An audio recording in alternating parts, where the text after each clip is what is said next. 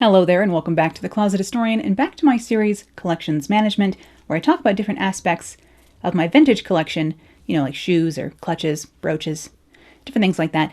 Although today I'm going to be talking about eyeshadow, which none of my eyeshadow is vintage. Some of it's probably expired, but none of it's actually vintage. Just a couple of years expired, I'm not throwing little compressed bits of powder away if it's not, there's nothing wrong with it. So, especially because I've spent a lot of money on these things over the years and I'm keeping them. But I do get a lot of questions about the makeup that I pair with my vintage clothing, despite the fact that it's completely anachronistic. I do get comments sometimes telling me that it's not accurate to have such colorful, dark, ridiculous makeup with my vintage clothes. And to that I say, I'm not a reenactor. I love vintage clothing and accessories and style, and I also love eyeshadow, so I have both. I'm not, trying to be a accurate representation of like a 1940s person.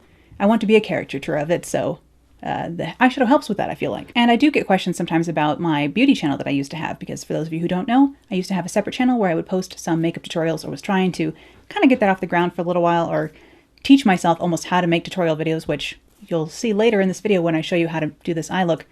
I'm not that great at doing makeup tutorials, but I was trying to learn, but I just ran out of time to do that. First thing, I couldn't keep up with two channels, and my day job at the time, and writing and all that stuff. We all know I have more things I want to do than I have time to do them in anyhow, so sadly that was a project that I thought maybe I had time for, and I didn't. But the other reason I don't make beauty content is actually I've developed a sensitivity to eye makeup, which is very disappointing to me, because all my life, ever since I was quite young, I've been wearing a lot of fun eye makeup and playing around with it, mostly because when I was a lot younger, when I was around 11 even, I started getting acne quite young, and my mom let me play around with eye makeup to make it's like I could have some semblance of self-confidence, even though my skin was not great when I was a youngin'. So I was allowed to start playing around with makeup a lot earlier, just than most like kids, I think, probably just because my mom wanted me to like the way I looked, I guess. And for me, layering on the shine was part of how I just distracted from the skin situation. So all my life, I've really loved experimenting with makeup. However, in about 2020, I took a couple of weeks off from wearing makeup when quarantine started, and no one knew what the hell was going on. And once I started putting makeup back on again, my eyes had decided that to call it quits, and that it was breaking up with makeup. So while I still love eyeshadow and eye makeup quite a lot, my eyes no longer do. So doing an eye look like this, for example, this much, eye stuff going on, this will inevitably start to hurt about 2 hours after I put it on, and will hurt for about 24 hours after I take it off. If I were to wear a normal person mascara, like a normal mascara, or put on eyelash glue, it could be like a 48-hour recovery time for my eyes to settle back down. It literally is quite painful, and I can't edit or do my work if my eyes are in that much pain, honestly. So I can't wear makeup the way I used to. So I used to do false eyelashes. I used to have more glitter going on. I used to wear normal mascara. Now I cannot. So part of the issue is the sensitivity there, and that's why I can't do beauty content as much as I would perhaps like to, and can't wear this much makeup, honestly, as much as I would like to. And I did go through and try a bunch of different mascaras when my eyes started having this major sensitivity to it. Mascara is the worst of it. The eyeshadow and stuff like that isn't nearly as bad. Mascara was the main culprit that was causing me a lot of pain. I threw out the one that I had thinking maybe it had gone bad, bought a new one of that expensive Urban Decay mascara I was using at the time, still caused me tons of pain. I went ahead and tried like Burt's Bees and all like the natural Physicians Formula, all the different like more natural-ish mascaras, and nothing was pain-free, that's for sure. Everything still either stung as soon as I put it on or within a couple of hours, especially once I took it off. And so the only thing that I can wear now as mascara is this buddy, funny enough. I had this Bésame cake mascara that a friend had purchased for me actually to test and try here on the channel, and I did a long time ago. I made a not a very good beauty video that I may have taken down off this channel. I don't know if it's still up, but trying this mascara back when I was still able to use regular mascara. So I had this already in my makeup stash, and thank goodness, because it turns out this is the only mascara I can use now. I assume because it has so few ingredients that like none of them affect my eyes compared to all the stuff that's in regular mascara. So this is actually the only mascara I can use now. I do get questions sometimes about why I don't add falsies to my looks. It's because I can't. I can't even wear regular mascara. So this is not the most, like, updated review of Bésame Cake Mascara. Very good if you have sensitive eyes. Not the most, like, lengthening, volumizing, epic mascara of all time. But if you are literally, your eyes tell you you're not allowed to use anything else, this is the one. and that's that. It is rather a vintage experience, of course, using something like this, which is just like water activated little cake in here.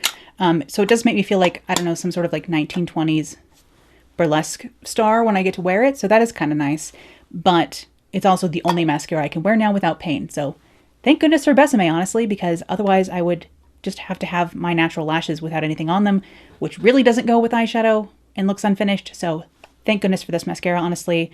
It saved me. But I wanted to go over some of my favorite eyeshadow brands with all of you and my special shades. This is like Collections Management, the eyeshadow edition. And I have gotten questions about like if I like multi-chromes and things like that. So I will go over that today. I do have two other palettes down here. These are the Beauty Bay, like two of their more recent palettes. This was their like holiday release this year. This one was their fall release. This is the Wilderness palette. I don't think this one's available anymore. I'm sorry, I'm looking in the viewfinder to see if I'm holding this up correctly. But this is the inside of that one. It's got lots of nice different tones in here. These are kind of like together. If you have these together, then you wouldn't need any other mattes, honestly.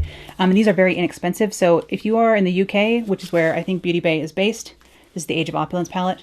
Look at those colors. Come on, it's amazing. The shimmers in here are really nice too, but I also have no trouble with these mattes. And these palettes are only $15 each. I don't know if they're 15 pounds each or $15 each. Either way, they're very inexpensive for the size of palette and the quality that you get. So I highly recommend these if they come out with a color story that you like, because they seem to work great, honestly. So these are the mattes I've been using most often. Unfortunately, the shimmers in here, which are very nice and very like glittery and multidimensional, have been a bit neglected lately because of my Black Friday purchases that I will show you in a minute. So these shimmers are very nice, but I have been going for the multi-chromes recently. So I need to use these a little bit more, probably restrict myself to just playing with these palettes a little bit more, but I just don't get to put makeup on that often. So they have been a little neglected. Other matte formulas or palettes that I really like using for their mattes are the Ace Beauté Oceanic palette and the new Tropical Vibes palette, which is kind of a leafy greens and olive greens colored palette. I've been using those for mattes quite often as well. I really like a grungy green, so that Tropical Vibes palette was right up my street and I had to have it. But usually I'm just throwing like some colorful mattes in my crease and then showcasing some kind of a shimmer. That's usually my process for eyeshadows. I don't really plan out my looks much going in. I just kind of pick out a shimmer that I want to wear, throw some sort of a matte in the crease and hope for the best. I'm not very I'm not into blending perfectly or having perfect makeup. I put my shimmers on with my fingers, very sacrilegious or whatever, but that's just how I like to play with makeup. For me, it's, obviously about being colorful and fun as opposed to in any way like trying to improve my appearance, I guess. It's much more just about, it's another canvas to play with, and we all know how much I like to play with clothes. It's no different. I like to play with eyeshadow. So obviously, like many people, I watch beauty content on YouTube. I am more tuned into the kind of smaller creators and like people who do big colorful makeup as opposed to like the more like, I don't know, natural glam kind of looks, or even like the no makeup kind of looks. I'm here more for the gothic or like, I don't know, cyberpunk or like weird ways of doing makeup. So I'm much more in tune with that kind of like side of YouTube. And so I was exposed to indie makeup several years ago. I've been buying ColourPop since they only had Super Shocks and Lippy Sticks. So I've been buying like indie makeup and like other smaller brands for a long time. It doesn't scare me, but I have discovered some serious favorites that I would love to share with you. The first of which is JD Glow, because these Galaxy shadows are something else, guys. I've been wearing these for several years now. You may have seen me wear these or talk about these on the channel a little bit before. I wore 365 in one of my more popular videos now, the video where I talk about how you should draft your own patterns as opposed to using commercial patterns. And I got a lot of comments on that video on what eyeshadow I was wearing, and that's this shade up here. It's called 365. So obviously these are a larger pan size, as you can see. This one is Granny Smith from their Metalons. They have a couple different formulas that it's nice that they call some of them Galaxy shadows, some of them metal, some of them shimmer, but they're not very well categorized in my opinion. Like most of the Galaxy shadows are Galaxy formula, and then some of the Metalon feel very much like the Galaxy, and some of the Galaxy feel very much like almost a satin finish as opposed to even sparkly. So I don't think they're super well categorized, honestly. I will list my favorites below because some of them, it's more hits than misses, but there are a few that are just not quite up to the standard of the rest. But as you can see, they are a larger pan size here, and the payoff, usually the color payoff in general, is very strong with JD Glow. Every once in a while I get a dud, but it's like very rare. And they are quite inexpensive, so it doesn't feel too terrible when that happens. It's not like you're paying $25 for one of these babies. They are only around $8. And the color payoff, I don't know if you can see there, is quite good. This one is the best of their chartreuses I've found so far. This one's the Granny Smith from the Metalon collection. But my favorite shade from JD Glow is actually this one. It's called Unexpected, and it looks like a champagne-y taupe kind of color.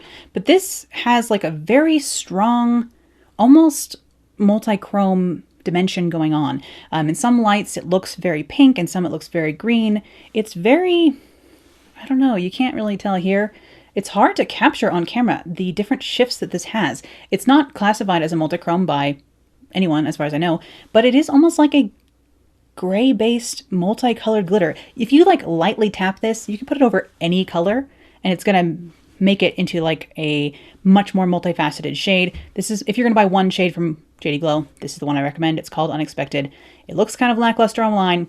No, this one is magic. But I will go ahead and again list my favorites from JD Glow and link to them in the description below, along with a small description if I can fit it in there. My description, you can only have so many words in your description, and this one's going to be kind of long, so we'll see if I can fit any info about my recommendations or just throw them in there. But JD Glow, I love them. Again, I do like trying out different shades, especially because they do have really good sales every once in a while, especially for Black Friday. JD Glow will have good sales. But this is that's my like special top tier JD Glows. I'll list those below. And this is my second tier JD Glow. Some of these are still top tier. These top row here is, again, very, very pigmented, amazing shadows. They're just crazy, crazy pigmented metallics. Absolutely gorgeous. I'm going to be covered in glitter here again. I was swatching earlier for you to put some swatches in here and just covered in glitter. And then these are some other like random indies that are just thrown in here, but these are like the less epic JD Glows, I would say. This one's the shade Peacock. This is Bora Bora. This one's actually quite pretty. This one is Nonchalant. It's like a silvery green color, but the metallics are really good. This one is, I think it's Beats something. Beats Me. Whew, it's so good. I love that shade. I can see, I don't know. Oof. Very, very epic metallic dark magenta beat color. So nice. I do use, with all my shimmer shadows, by the way, NYX glitter primer or some kind of primer. I know some people have experienced a lot of fallout. That's not really something, I mean, I expect some fallout if I'm going to pile glitter onto my lids. And I also, it's just not something that really, I guess, bothers me or I notice much in like between brands that more fallout or less fallout, I guess. Well, my main focus today is going to be here in this not very cute ColourPop Z palette, honestly. I was hoping to get that Terra Moons Space Print palette for those of you who are in tune with your indies, but it was not in stock when I placed my Terra Moons Black Friday-ish order. And we will have a couple of Terra Moons to talk about in here today. So there are several indie brands out there that are doing amazing, amazing multi-chromes and different eyeshadows. The nice thing about the Z palette is it doesn't have a mirror, at least, so I can kind of show you what's going on here. So this is my special eyeshadows palette. If this is collections management, here's my favorite singles. We do have several different brands in here. These are all Terra Moons up in here. I have some Devinah in here, and then these are all Clionadh cosmetics. I've been wanting to try them for forever, but of course they are on the pricier side, and they do take a while to ship in general, and then they are from Canada as well, which means it takes a bit longer to ship. But the problem with Clionadh is it is worth the wait, which makes more tempting. But I suppose I will go over these by formula or by brand, because you can see I have them arranged kind of by formula here. So I have iridescent topper shades and like multi-chrome iridescent over here. Then I have the black-based multi-chromes over on this side, the kind of combination ones in between here. So these are both Clionadh that are gray-based multi-chromes is what they're called, I believe, or like jewel multi-chromes is their black-based formula here. And I only have one of those from Clionadh. I guess we'll talk about Clionadh first. I think Clionadh is probably the most like coveted or like special indie brand. It's the one, like when people swatch different brands, they usually say that Clionadh is the shiniest and the nicest, and theirs are the more expensive. And a multi-chrome eyeshadow is where it shifts completely between usually 3 colors, but at least 2 it's a very strong duochrome, if not having a 3rd or 4th shift color in there. So it's where you're wearing one eyeshadow, but it looks like you're wearing 4. They're very, very special and fun. I, didn't get the hype or didn't want to believe the hype at first, but now, I've obviously given in. So the Clionadh come in a obviously rectangular little pan here. I'm not sure how many grams this is 1.5 grams. This is the shade Anneal, which is from their jeweled multichromes. These are their black-based multichromes. These ones are $25 Canadian, I believe. So this is probably the most expensive shadow I have in my collection, and I only have one of their jeweled multichromes because they are so pricey. I went for this shade that goes from like a greenish teal to purple. You won't be able to see the shift here on camera really, but I have worn this on camera before. I'm just not sure which video I wore it in, sorry to say.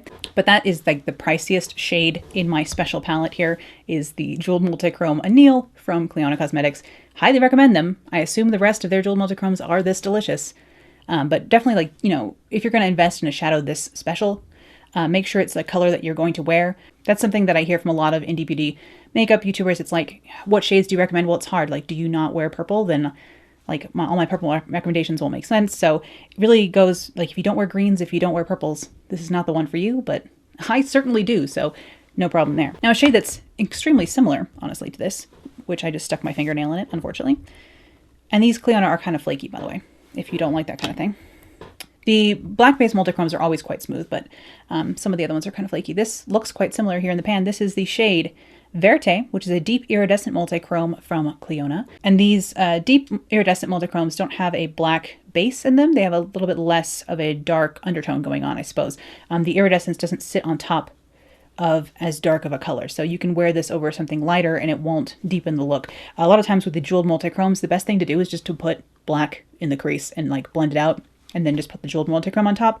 With these, you can get away with using lighter colors to blend them out, I suppose. But this one has a strong green shift, and then like on camera, that's the color that it shifts to, but when I'm looking at it here, I can see both the aqua and the purple quite strongly. It's really hard to pick up the multichrome shifts on camera without like special lighting going on, because different light sources is really what sets off the multichrome effect. So it looks much cooler in person no matter what than it does on camera, because once you 2Dify it, it really loses half of its magic. I will link to Millie of Bad to the Brow, who is a Instagrammer and YouTuber who does a lot of indie makeup reviews, and she has the best multichrome reviews out of anyone. So if you're considering any multichrome or indie eyeshadows like this, my video is going to be chaotic and a mess. Her videos are very well structured, and you can go ahead and see what every shade from every brand looks like before you make your decisions. But the other deep iridescent multichrome I have from Clionadh is the shade Ochre, which I have in my inner corner in the lower lash line a little bit here today, like so. So again, it looks quite gold here on camera, but in reality it has quite a green shift to it, a like limey green shift to it.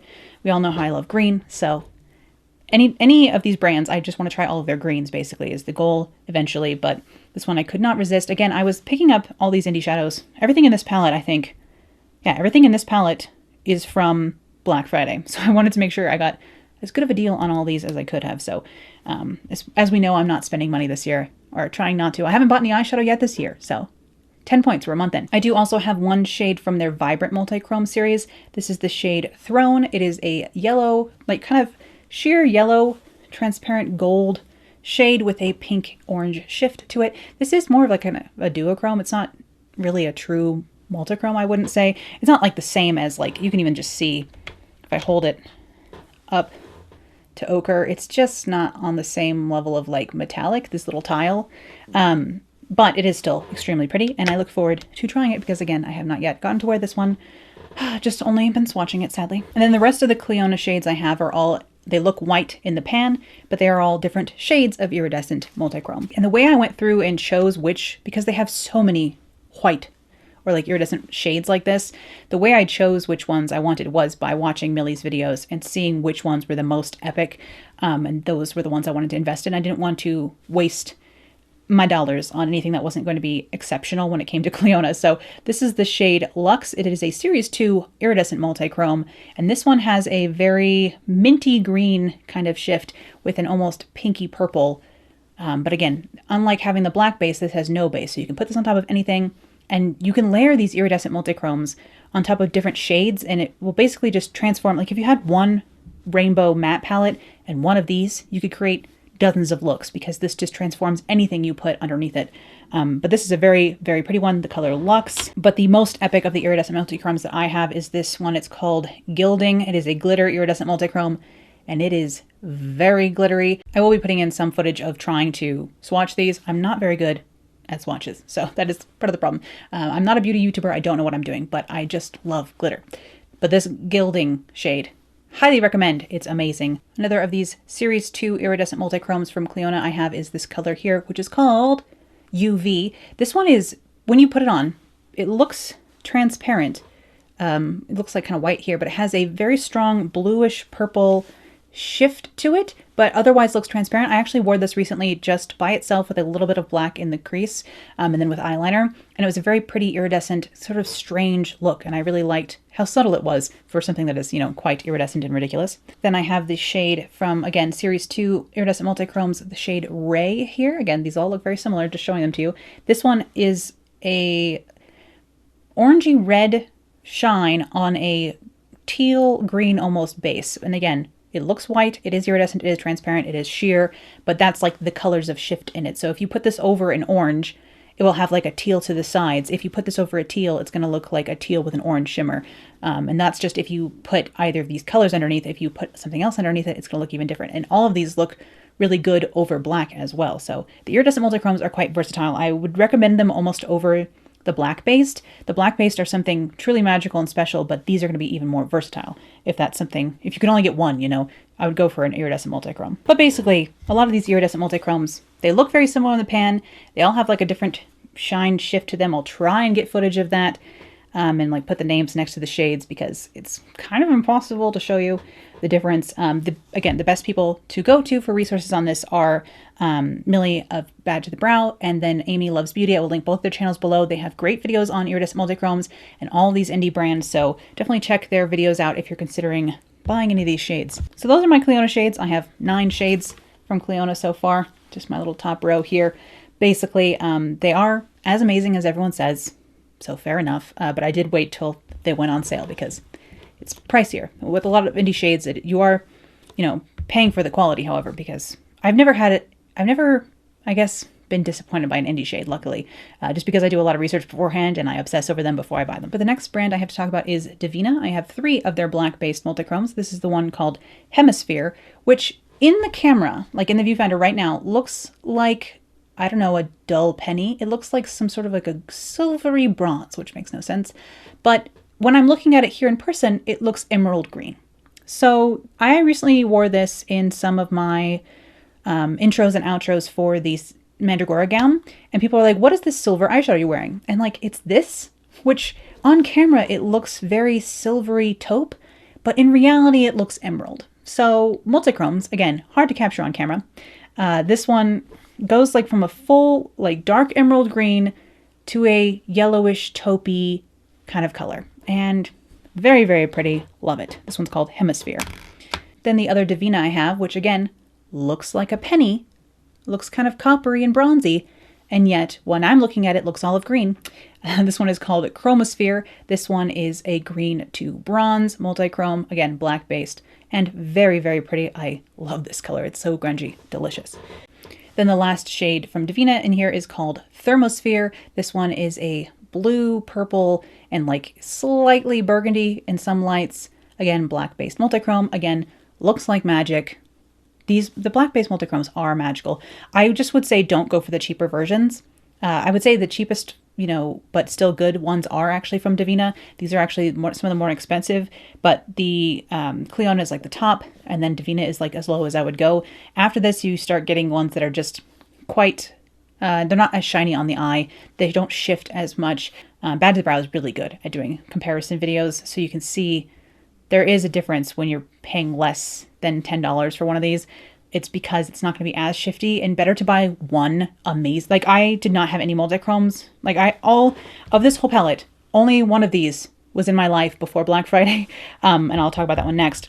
But it's better to invest in one expensive one of these and wear it with everything than to get a bunch of the cheap ones, because the magic level is so high. And this was the only multichrome I had before this last Black Friday. This is actually from JD Glow. It is their shade Seaweed. JD Glow do have some multichromes, and they come in this smaller pan size than their other shadows, but they are quite expensive. I think this one again was $25. Very pricey for these. This one is quite shiny. I would say the shine and the glitteriness of this and the smoothness is equal to Clionadh.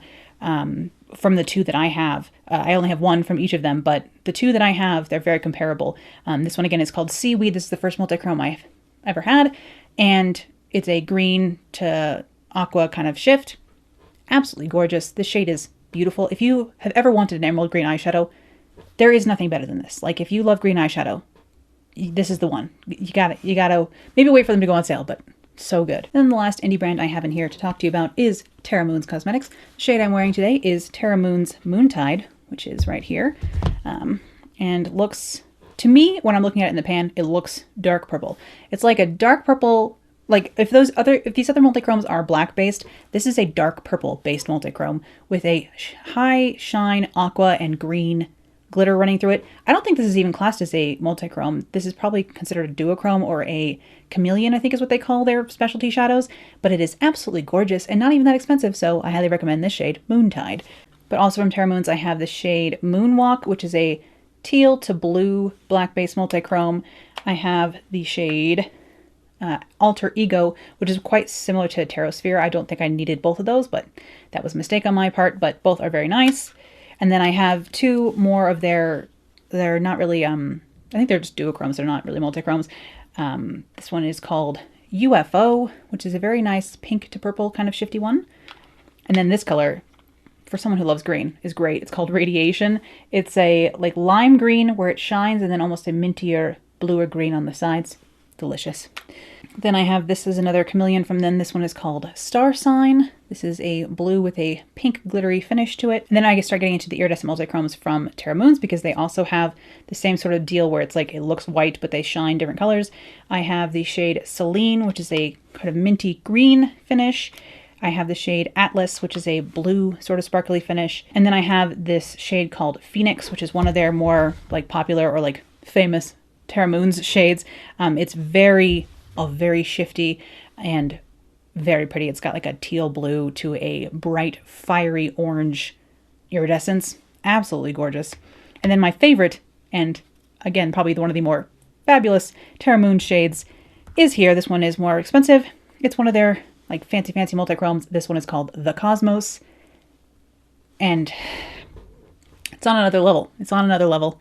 All multi-chromes are very fun to play with. The Cosmos, it's just fully rainbow, honestly. It looks blue, kind of like the undertone of this is blue, and then it shines completely green in one light and completely pink at another. So if you put this on your eyes and then like shine a light on it, like your flashlight on your phone or something, you can have like a full rainbow on your eye. And if you put this over black, it's like a full oil slick rainbow and is amazing. Like if you buy one specialty shade, I would say either Seaweed from JD Glow or the Cosmos from Terra Moons. They're so good. They're just absolutely on another level. But those are my specialty shades, me just kind of ranting about them. You know, I'm not a beauty guru. I don't really know what I'm talking about. I just love glitter. But since I do get requests for makeup tutorials or to show how I do my makeup, I suppose, I'm going to go ahead and jump into a little tutorial for how I did this look today using some of my mattes from those Beauty Babe palettes and my specialty eyeshadow palette here. And I will begin by showing you how I do my brows because I do get a lot of questions about it. And please ignore how dry and sad my complexion makeup looks because it's very dry here in Colorado in the wintertime and therefore my skin looks quite dry. And them's just the facts. And I don't really like my foundation routine, so we're not going over it today, that's for sure. But I do use the Anastasia Dip Brow Pomade stuff to fill in my eyebrows. This is what my brows look like with nothing on them. Or, I mean, a little bit of foundation on them, honestly, because I've tried to wipe it off, but I haven't. This is just a flat little brush here. This one's from Morphe, and I use the darkest shade of this Anastasia brow gel stuff. It is the shade Graphite, I think it's called. And I just take a little bit of that on my flat brush and smoosh it into my brow and move it around. And then as my brush gets less product on it, I go through like the tail end of my brow, and then I do a little bit of stuff in the front to make my two brows match, basically.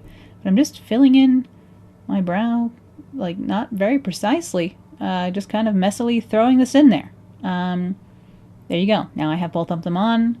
Sometimes they come out bigger than other days. It's like doing eyeliner, where like if you're doing winged eyeliner and you do the wing on one side bigger than the other, you end up evening it out until you have giant wings. Same idea.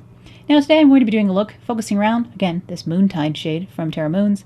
Again, it looks very purple and gold here on camera, but in person it looks, the shift doesn't look gold, it looks greeny blue like this. You can see if I put my phone flashlight on it, it shines this like blue-green teal. And in certain lights, this eyeshadow just looks teal, even though, again, here on camera, it's looking very golden purple today. Now I'm grabbing a Morphe 506 brush. Yes, I just do have a lot of Morphe brushes kicking around. And the expression's going on here. It's a lot of me hoping that I'm getting this on camera and not doing a very good job, honestly. But I'm taking my Age of Opulence palette here in this Morphe 506 and grabbing the shade Hope, which is a like light turquoise. Well, like a medium color turquoise, actually. There's nothing really pastel in this palette. It's all mid-tones and darker tones, honestly, which is nice because it's better for more skin tones, and you can always just use some of the like lightest shades in here to blend this out if you had to. So I think it's a good mix, this palette. And then I'm going to dip into this other color called Flapper, which is kind of an orchid pinky purple color. And I'm going to put that into the front of my crease. And I'm just putting these on, like, you can see that I have the turquoise on the outer V, and then I'm putting this into the front half of my crease, and I'm just smooshing it in there and moving it around. Again, I'm not about the world's most perfect blend or anything, especially because most of this gets covered up with shimmer in the end. I'm just going to build that up, and I grabbed a little bit of the darker purple here just to blend these two together because I didn't have a like good lavender color kind of to throw in the middle. But, you know, we'll make do. Again, I'm not all about precision or having the exact products to replicate a look. My eyes are a little bit hooded. I've had people tell me that I have a lot of lid space, which I think is a compliment these days. Thank you. But I have large eyes, I guess. But my family actually have hooded eyes, or like it runs in the family. My dad actually had surgery last year to correct his hooded eyes for like vision reasons. So that's my future, honestly, I suppose. But I'm just going in there with those two shades and deepening them up. I will take this darker shade called Rich and just, again, darken up my outer V and the crease out here a little bit more, including bringing that down onto my under eye, bringing that about halfway across my under eye here. And I'm taking a larger fluffy brush, you can see, and kind of blending the edges when need be, if I have to. And then I'm taking the darker purple color here called Dandy and putting that into the front half of my crease to deepen that up. And then I'm reaching into all the dark shades, basically. I'm taking the dark purple, and then I switched over to the navy blue in this palette, which is called Curfew, and I'm throwing that into my crease just to deepen this up and blend these two colors together. Again, this is all really going to be covered up by our shimmer eventually. It's just laying a base of shadow down to tap that shimmer on top of in a minute anyhow. So I will dip into my Wilderness palette just a tiny bit to grab the darkest green in here, which is called Ivy, and then I'm going to grab a different brush, another Morphe 506. These are all Morphe 506 brushes, by the way. I'm just grabbing a different one if I need it. I have 3 sitting here, and I'm grabbing the light olive green shade in this palette called Leaf and putting that on the front half of my under lash line, and then using that to blend out the green just on the edges once a little bit of product is on the brush. Like so, dipping in when I need more. So here are my mattes, you know, basically this is what I've got going on here. And I'm just throwing various mattes in the crease. Sometimes I use 1 matte, sometimes I use 4, like this. Now I'm taking some of my NYX glitter primer here, and I'm tapping that onto the back of my hand, and then just tapping that lightly all over my lid. Again, I'm not doing a cut crease or anything precise with this. I'm just tapping it all over my lid lightly, and then I will go ahead and use that same finger to pick up that color on my finger. Yes, that's right. I use my finger to apply my shimmers. There are some people who are very staunchly against this sort of thing, and I guess for makeup artists it doesn't make sense because it's hard to keep sanitary. But I'm not a makeup artist, I'm just me, and I'm the only one using this makeup, so I'm good with it. Also, my hands are clean, anyhow. Well, I mean, they're very glittery this day. And then I'm trying to decide what do I want to put in my inner corner here. I'll grab a little bit more of my glitter glue, and I'm going to grab a tiny little brush here. This is a Morphe. I don't remember the number. I'll put it in the description. Sorry. Tiny little Morphe, like lip brush, I think. I'm going to tap some of that glitter glue on my inner corner and my under eye, and then go into the Clionadh shade Ochre, which is one of their deep iridescent multichromes again, and then tap that on in my inner corner and under eye like so. Nice and shiny and gold, and in some lights a little bit green. I haven't used that shade yet, so I was very excited about it. I was like, do I want to tap it on anything else? I also really like doing this little bit right underneath my like center of my eye, or like the iris of my eye. I like putting this little tap of iridescent in my waterline. I don't really put eyeliner on my waterline anymore because that would result in a lot of pain for me, but I do like tapping a little bit of iridescent in there.